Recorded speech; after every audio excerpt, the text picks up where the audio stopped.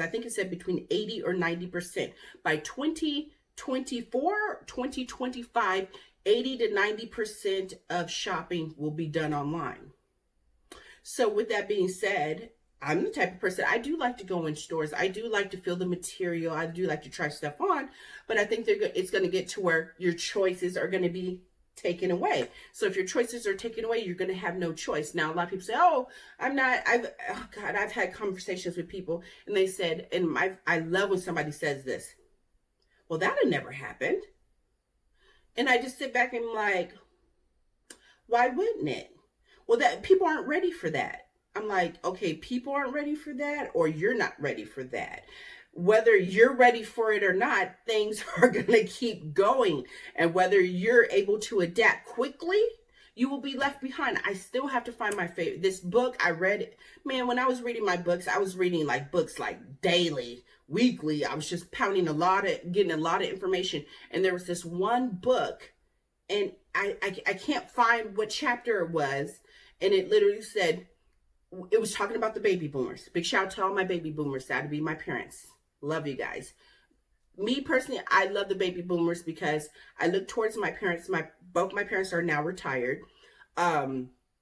And they worked all their life. So that's what I saw. I would like to say I had a good upbringing. So I saw my parents work hard, and morals, and, like, hey, you do this, you do that, so I look to them, and that's why I work so hard. But now I'm realizing I need to work smarter, not harder. Anyways, with that being said, I just see people so I kind of lost it. So I see people struggling, but you have to adapt. So in the book, it's basically said you have to adapt, or you will. The 21st century is here, and we're moving forward. So a lot of people that are stuck in their ways, like, for example, I'm going to give you guys an example. I'm going for it because this might be a little lengthy video. The chain shortage. Can we talk about that? Well, as soon as I heard that, let me tell you guys something. And I'm gonna give you some of my thoughts, you guys. And I see the writing on the wall. I'm gonna give you some of my thoughts. They are trying to do away with cash, okay? They want everything digital. So I remember the first time I got introduced to Bitcoin in 2009. It was Max Kaiser was talking about it. He was talking about how he loved silver, and then he talked about Bitcoin. So I knew about Bitcoin in 2009. Did I jump in? No, I did not. But digital currency is going to be the thing. They're eventually going to get rid of all cash, coin, and they started with coin. The first thing I did a video, and I think I even said it was Whole Foods. I went into Whole Foods. I was buying some whatever products, and literally all the cashiers they said not accepting any cash. There was one cashier that was taking cash, and I said, how interesting? They said because it was a shortage. No, I'm a little smarter. You're making it a little bit more inconvenient to use cash, so people will go swipe their card, swipe the card, swipe the card. So I saw that was the video was months and months ago. So I said, okay, I see what they're doing here. Then all of a sudden they said there's a change shortage. Is there a change shortage? Because last time I looked, people don't hoard coins. It's a exchange, meaning I go into a store, I pay with $1, you give me back 2 quarters, 50 cents, whatever the case may be. I go into another store, you change, it's constantly changing. It's constantly changing. So I kind of found that interesting. Mark my words, by the next couple months or by the end of the year, they're going to say, you know what, we're going to get rid of cash. We're going to move strictly into all digital.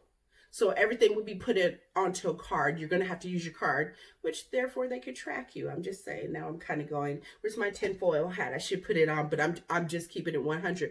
Mark my words. Remember this video. Remember this long. I'm going to do about 20 minutes on this video because it started for a small business, but then we kind of trickled into other stuff.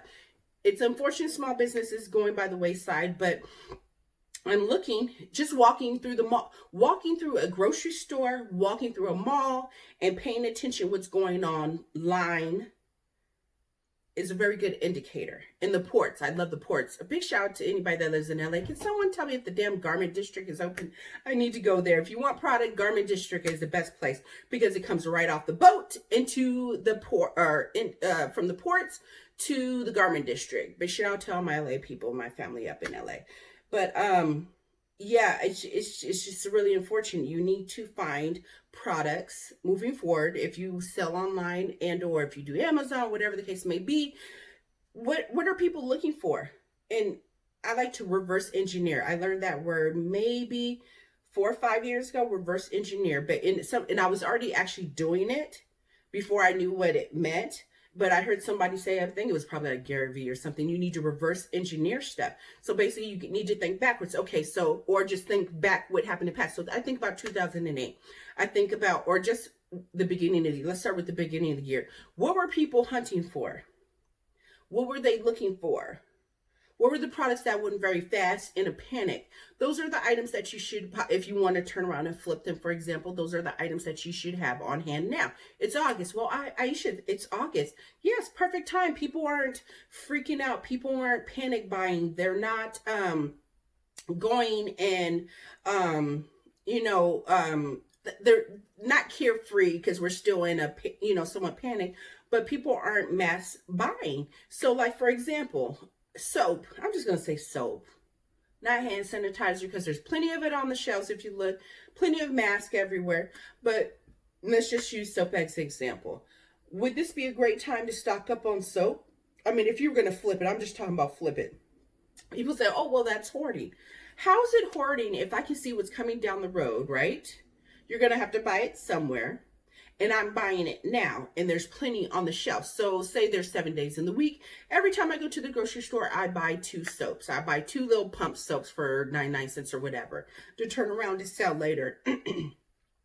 Not for exuberant price, but for, a reasonable price to make profit. And I think a lot of people get all caught up with, like, I've had people say, I'm like, no, that's not how it works. I mean, I can understand if you were selling the soap for $50, I would never do that. But are there people willing to buy it for $50? Absolutely. Will there be people out there complaining about they can't get soap and how dare you sell for $50? Absolutely. But my whole thing, if you prepare now, you don't have to worry about going to the stores and, panic buying and trying to get stuff. And it's almost like people aren't even aware of what's going on, meaning, oh, okay, we're going to get through this. It's summer season. No, you know what? I believe that this is going to come back around. Because it's about to be cold season. It's about to be flu season again, right? So are people going to start getting sick again? Meaning the flu, like that happens. See, now I'm kind of really veering off. So I'm going to come back to small businesses. Let me cut that out. Okay. So we're going to go back to small businesses. Small businesses are being diminished. They are leaving very, very quickly every day. Just type in Google, be like, who filed for bankruptcy today? And it'd be probably your favorite company. I predict that most of these companies will not make it to Christmas. One of my favorite stores, New York, not only because, but I'm 6'1", so they have beautiful pants and slacks that actually are long enough to fit my beautiful long legs. So they I think are going to be gone by late September. And boom, there's a company that I shopped at when I was a little girl. My mom used to buy clothes when they had a kids section, clothes out of there for me when I was a child. And my mom used to shop there. So I'm 43, I think. Yeah, 43. And that company has to have been around for like over 20 years, 30 years. Boom, gone. Macy's. Boom, gone. I remember, what was Macy's before? Wasn't it Robinson's May? Maybe it was May Company. May Company first, Robinson's May, then Macy's, and now boom, Macy's is gone. If you talk to a lot of these employees, they literally are not aware, but I don't understand how you cannot be aware when you hear little rumors or you see CEOs changing and or if they're cutting hours or everything's constantly, just like little red flags. When you see red flags, when people make the joke, when people show you who they are the first time, believe them. So the company you work for, when they show you those red flags and you start to see things, believe what's coming on next down the line. I see a lot of retail. God, retail, like once again, big shout out to my boutique owners.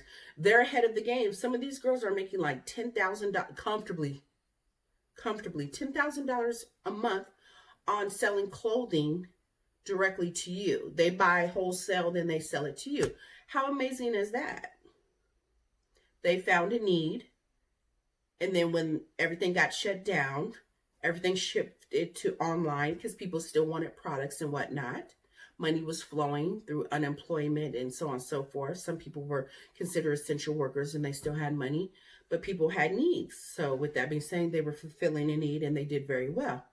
Now, I did say small business versus big box small businesses are going out of business. I'm talking about small businesses that are brick and mortar, not brick and mortar, you guys. Brick and mortar. I feel that's obsolete. Certain industries, no, they will thrive, but certain ones will not. They will retail. I think it's going to fall by the wayside. But if you're online, I think that you will do very well.